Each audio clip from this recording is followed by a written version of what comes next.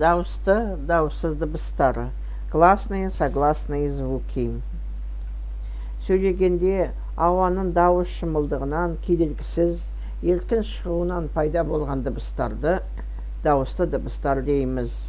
При образовании гласных звуков воздух проходит свободно, не встречая преграды в виде органов речевого аппарата.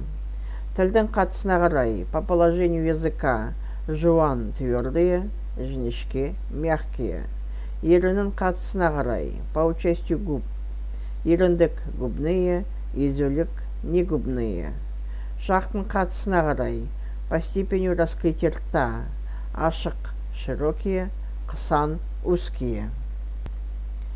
Дауыссыз дыбыстар, согласные звуки. Сөйлегенде ауа кедергіленіп шығатын дыбыстарды дауыссыз дыбыстар дейміз. Согласные звуки образуются при преодолении различного рода преград в разных участках речевого аппарата. Қатан глухие, уян звонкие, үнді сонорные.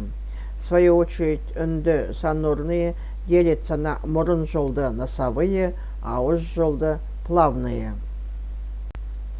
Жасалу орнына қарай, по месту образования, еріндік губные,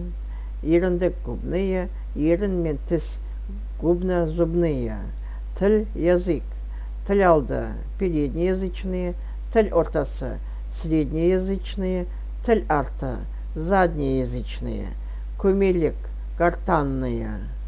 Айтылу жолына қарай, по способу образования, шұғыл, смычные, ызын, щелевые, діріл, вибрант.